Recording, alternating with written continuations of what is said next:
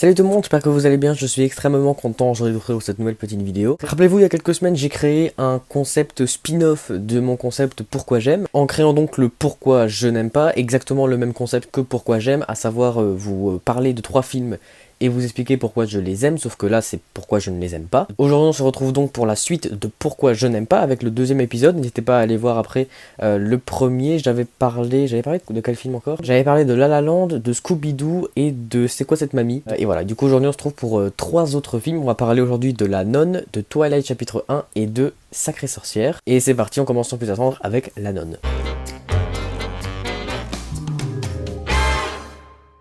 La Nonne est le 5e film du Conjuring Universe, un univers cinématographique dont j'ai d'ailleurs déjà parlé sur la chaîne, composé pour l'instant de 7 films tournant autour de la saga d'horreur Conjuring. Se déroulant chronologiquement avant tous les films de cet univers, La Nonne, réalisé en 2018 par Corinne Hardy, à qui l'on doit notamment le film d'horreur Le Sanctuaire, raconte l'histoire d'un prêtre interprété par Demian Bichir et d'une nonne jouée par Tessa Farmiga, qui en 1952, après que le Vatican ait appris le suicide d'une autre nonne dans une abbaye roumaine, ils sont envoyés pour mener l'enquête. Évidemment, cette enquête ne se déroulera pas comme prévu et ces deux personnes vont devoir faire face à une force maléfique qui menace de détruire leur âme. Pourquoi je n'aime pas ce film?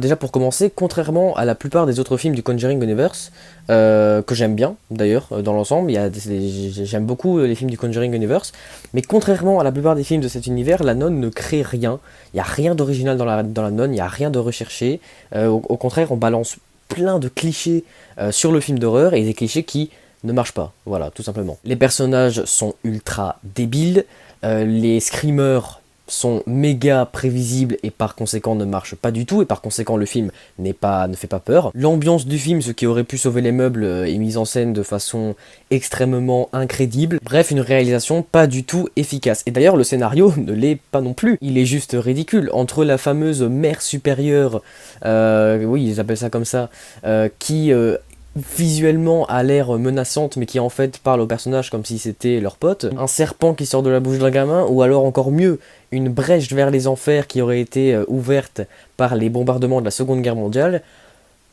C'est ouf d'être aussi peu inventif et pas crédible en fait. Pourtant le scénariste du film, Gary Doberman, m'a rarement déçu. Si vous ne le connaissez pas, c'est le scénariste du remake des Griffes de la Nuit sorti en 2010, qui n'est pas exceptionnel mais que personnellement j'aime bien, de la trilogie Annabelle, donc des 3 films sortis en 2014, 2017 et 2019, que j'aime bien dans l'ensemble, surtout le deuxième, et des 2 nouveaux Ça sortis respectivement en 2017 et 2019. Donc des films que dans l'ensemble j'aime bien, et des films qui sont pas forcément extrêmement bien scénarisés, quoique les Ça, franchement c'est quand même pas mal, et même Annabelle 2, je trouve que c'est vraiment pas mal aussi, donc voilà. C'est pas le pire scénariste qui soit, mais là, il a vraiment écrit le scénario avec son cul. Pour finir, et ça a d'ailleurs un lien avec le scénario, la fin du film, elle est bâclée en 10 minutes. Ce qui est dommage parce que bon, le film est nul, si le combat final avait été cool, ce qui aurait pu être le cas et ce qui aurait vraiment sauvé les meubles, vraiment ça aurait pu être sympa et ça aurait pu me réconcilier légèrement avec le film. Malheureusement, le combat final, en plus d'être pourri, il dure 10 minutes, comme je l'ai dit. Le film dure, je crois, 1h40. Donc le film sans compter le combat final dure environ 1h20 on va dire, donc sans compter le générique. Donc 1h20 de merde pour 10 minutes de combat final de merde, ça fait beaucoup de merde. Pour conclure, pour résumer, La Nonne est pour moi un énième film d'horreur comme on les connaît tous, qui n'invente rien d'original et qui n'arrive pas à se démarquer des autres. Comme beaucoup trop de films d'horreur à l'heure actuelle malheureusement, contrairement au Conjuring, c'est foncièrement mauvais et oubliable, d'autant plus que vous n'êtes absolument pas obligé de regarder ce film si vous voulez suivre le reste des aventures de la saga Conjuring, enfin de l'univers Conjuring, puisque c'est le film qui se déroule en premier niveau chronologie, donc si vous le zappez, ça n'aura aucun impact sur la compréhension de l'histoire, donc franchement, ça sert à rien de le regarder. Vous pouvez le regarder si vous êtes curieux, mais franchement, vous allez juste perdre votre temps. Donc voilà, j'en ai fini avec La Nonne. On va passer au deuxième film sur 3 de la vidéo. Un film qui fait partie d'une saga, une saga qui est assez controversée, qui est vraiment pas extrêmement populaire, que personnellement j'aime bien dans l'ensemble, même si elle a ses hauts et ses bas. Je parle évidemment de la saga Twilight, on va parler de Twilight chapitre 1, Fascination. Twilight chapitre 1 Fascination, comme son nom l'indique, est le premier opus de l'adaptation cinématographique de la saga littéraire Twilight, écrite par Stephenie Meyer, réalisée en 2008 par Catherine Hardwicke, la réalisatrice du film Le Chaperon Rouge, entre autres. Ce film raconte l'histoire de Bella Swan, incarnée par Kristen Stewart, une adolescente de 17 ans qui déménage avec son père dans l'état de Washington. Arrivant dans son nouveau lycée, elle est immédiatement intriguée par les Cullen, une fratrie composée de 2 filles et de 3 garçons. Parmi ces derniers se trouve un certain Edward, joué par Robert Pattinson, dont Bella tombe terriblement amoureuse, mais les choses se compliquent lorsque cette dernière découvre qu'Edward est un vampire. Avant de parler du film en question, j'aimerais revenir sur la saga Twilight, les 5 films. Contrairement à beaucoup de gens, je ne déteste absolument pas la saga Twilight. J'aime beaucoup le deuxième film, je trouve qu'il est bien plus intéressant que le premier. Il développe beaucoup plus l'univers de Twilight, qui, mine de rien, n'est pas vraiment inintéressant. Il y a des bonnes choses dans Twilight, qui sont pas forcément extrêmement bien développées, mais je trouve que le deuxième le fait bien. Le troisième, je le déteste pas, mais j'en ai pas beaucoup de souvenirs, donc voilà, peut-être que je suis pas trop légitime pour en parler. Le quatrième, j'aime pas trop parce qu'il se passe pas grand chose, je trouve, mais dans le fond, c'est pas un film catastrophique et c'est pas le moins bon de la saga du tout. Voilà, et je le déteste pas non plus. Et concernant le cinquième film, c'est une très bonne conclusion. C'est d'ailleurs pour beaucoup de gens le meilleur film de la saga, pour moi aussi. Donc non, ma haine sur Twilight 1 n'a rien à voir avec la saga, ça a à voir avec le film en lui-même. J'ai déjà du mal avec le monde qu'introduit le film. Je sais pas si c'est pareil dans les livres parce que je les ai pas lus, je sais pas si c'est différent ou si c'est vraiment la même chose, mais en tout cas dans les films on nous introduit un monde, on nous pond un monde dans lequel les vampires existent, ils sont blancs, leur peau brille au soleil, ils ont les yeux bizarres, ils ont un comportement étrange aussi, donc voilà, physiquement et psychologiquement j'ai envie de dire, ils ont un comportement vraiment inhabituel par rapport aux autres personnes, et malgré ça, personne ne se doute de rien. Ça décrédibilise complètement l'univers dans lequel se déroule la saga. Concernant la fameuse histoire d'amour entre Bella et Edward, donc qui est forcément le point central du film et de la saga en général, mais encore plus de ce premier film, elle est pas si inintéressante, mais elle est assez mal exploitée, je trouve. Elle est mise en scène de façon un peu ridicule, certains diront que ça fait le charme de la saga, et ces personnes n'auraient pas forcément tort, mais si on enlève les fans hardcore de la saga, ce dont je ne fais absolument pas partie, je vois pas comment ça peut convaincre ou émouvoir quelqu'un. Mis à part la photographie du film qui correspond parfaitement aux thématiques du film, aux personnages, à l'intrigue, etc., techniquement parlant, le film est pas bon non plus. Il y a beaucoup d'effets spéciaux non seulement pas très bien faits, et en plus inutiles. Je me souviens d'une scène où Edward sortait de sa voiture, et donc il sortait de sa voiture avec Bella, et il s'approche de Bella, je ne sais plus trop pourquoi, pour la câliner, pour la réchauffer ou un truc ainsi. Elle est vraiment à 3 mètres de lui, si ce n'est moins, et il fait son truc de vampire là, son truc d'hyper vitesse comme ça, alors que c'est juste absolument inutile. Et puis surtout, ça correspond pas du tout aux objectifs, aux valeurs du personnage, parce que bah voilà, Edward, comme tous les Cullen, comme tous les vampires de la saga, essaie de préserver un maximum son secret, et c'est pas du tout ce qu'il fait en faisant ça.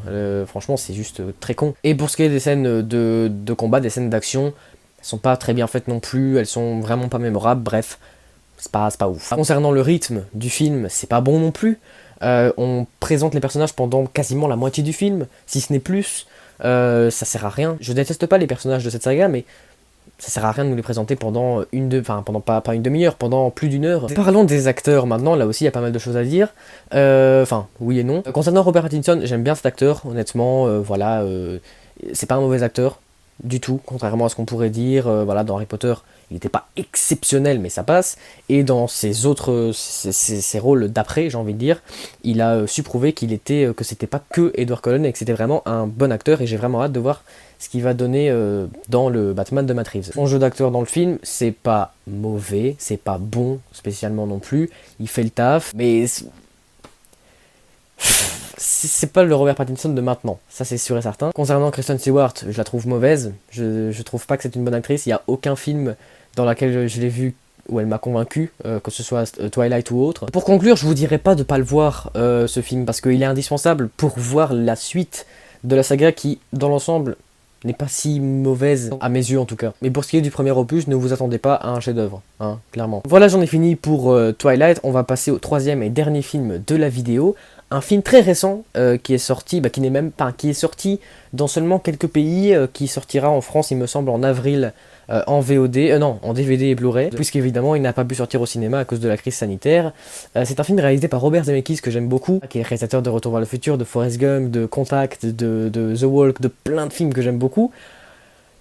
Mais là, Sacrée sorcière est une adaptation cinématographique du roman du même nom, écrit par Roald Dahl, l'auteur de Charlie et la chocolaterie entre autres, et paru en 1983. Réalisé en 2020 par le légendaire Robert Zemeckis, à qui l'on doit notamment la trilogie Retour vers le futur, mais également Forrest Gump. Ce film raconte l'histoire de Bruno, interprété par Jazir Bruno, un jeune orphelin qui vit avec sa grand-mère, joué par Octavia Spencer, dans la ville de Démopolis. Lorsqu'ils décident de prendre des vacances, leurs aventures vont se compliquer lorsqu'ils croiseront la route d'un très grand nombre de sorcières, menée par la grandissime sorcière incarnée par Anne Hathaway, des sorcières qui détestent les enfants. Il faut savoir que c'est le grand Guillermo del Toro qui s'est occupé du scénario, entre autres, c'est pas que lui, mais c'est en grosse partie lui.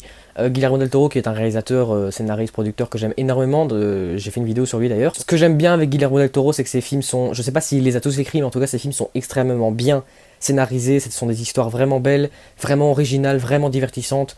Je pense par exemple au Labyrinthe de Pan ou à La Forme de l'eau. Et le fait que ce soit lui qui ait écrit le scénario de Sacrée Sorcière, ça me choque. Voilà, ça me choque, c'est impensable. Jamais je n'aurais pu deviner ça. L'histoire est d'une incrédibilité sans nom, même pour les gosses. L'intrigue est nulle, mais vraiment, c'est nul à chier. Désolé, hein, j'essaie d'être le plus respectueux possible, mais à un moment donné, c'est pas possible. Et pourtant, je sais que j'aime ces personnes. Voilà, Zemeckis, Del Toro, Anne Hathaway, il y a même Stanley Tucci dans ce film. Il y a même Alfonso Cuarón, il me semble, qui a travaillé sur le film, si je dis pas de bêtises. Donc je respecte évidemment ces gens qui ont travaillé sur ce film, mais c'est de la merde. Ce film, c'est de la merde, je suis désolé. Il y a un nombre d'incohérences pas possibles, notamment le fait que les sorcières vivent en toute impunité dans notre monde alors qu'on connaît leur existence, ce qui est pas très logique. Techniquement, c'est une catastrophe. Je suis désolé, je peux pas dire autrement. Il me semble d'ailleurs que le chat de la grandissime sorcière a complètement été réalisé numériquement. Je peux comprendre qu'on arrête d'exploiter entre guillemets des animaux sur les tournages de films et qu'on commence à faire des animaux numériquement. C'est ce qu'ils ont fait avec L'Appel de la Forêt, et là c'était vraiment très bien fait par contre. Mais dans ce cas-là, faites ça bien. Je suis désolé, le chat, mais les effets numériques sur le chat, c'est juste cramé à 10 000 km. C'est juste totalement moche, c'est pas bien fait. Putain, on parle de Zemeckis qui veut la peau de Roger Rabbit, techniquement c'est parfait par exemple. La plupart de ces films sont techniquement parfaits. Et là, c'est une catastrophe. Les caractéristiques physiques des sorcières, qui d'ailleurs sont beaucoup trop flippants pour un gosse, même moi j'avais peur quand je voyais le film, enfin je suis désolé, regardez-moi ça, ça passe pas chez un enfant, c'est beaucoup trop flippant. Bref, donc ces fameuses caractéristiques, donc des grandes dents, une bouche très grande, elles n'ont que 3 doigts, des griffes, 3 orteils et des griffes, elles peuvent allonger leurs narines pour sentir les enfants et tout. C'est mal fait. C'est pas catastrophique, ça va, mais ça reste mal fait. Voilà, les dents, on voit clairement que c'est des VFX. Voilà, c'est pas du tout réaliste. L'intégralité des personnages du film, qu'ils soient principaux ou non, n'ont aucun charisme, et les acteurs sont, ça me tue de le dire, mais tous mauvais. Même Anne Hathaway, que j'adore, qu'on connaît tous pour son rôle dans Interstellar ou dans The Dark Knight notamment, j'aime beaucoup cette actrice, elle est extrêmement talentueuse, c'est une superbe actrice, elle a du charme, etc. Mais là, elle surjoue de fou, et ça rend terriblement mal, pourtant elle était faite pour ce rôle je trouve. Mais Stanley Tucci, c'est un acteur que j'aime beaucoup, vous le connaissez peut-être pour son rôle du docteur je ne sais plus comment dans Captain America, également dans Lovely Bones de Peter Jackson, ce mec est impressionnant dans ce film, mais là pareil, on voit qu'il avait pas envie d'être là, on voit qu'il se faisait chier, et c'est un problème, voilà, enfin bref. Bref, un film qui avait du potentiel, parce que voilà, c'est l'adaptation d'un livre de Roald Dahl. Habituellement, les livres de Roald Dahl s'adaptent correctement au cinéma. En plus, il y avait du budget, il y avait des putains de légendes qui ont travaillé pour ce film, que ce soit derrière ou devant la caméra. Mais malheureusement, je ne vous conseille pas ce film. Je le trouve vraiment mauvais. Si vous avez des enfants, ils vont être effrayés. Si vous n'avez pas d'enfants et que vous voulez le voir, vous allez perdre votre temps. Bref. Voilà les gars, c'est déjà la fin de cette vidéo, j'espère qu'elle vous aura plu. Si c'est le cas, n'hésitez pas à être solaire et vous abonner à la chaîne pour vous connaître la chanson. On se retrouve vendredi prochain pour une vidéo très ambitieuse de ma part, parce que c'est un exercice très compliqué auquel je vais me lancer, j'espère que ça passera. Donc voilà, un nouveau concept de vidéo du coup. D'ici là, je vous dis à très très bientôt. Salut!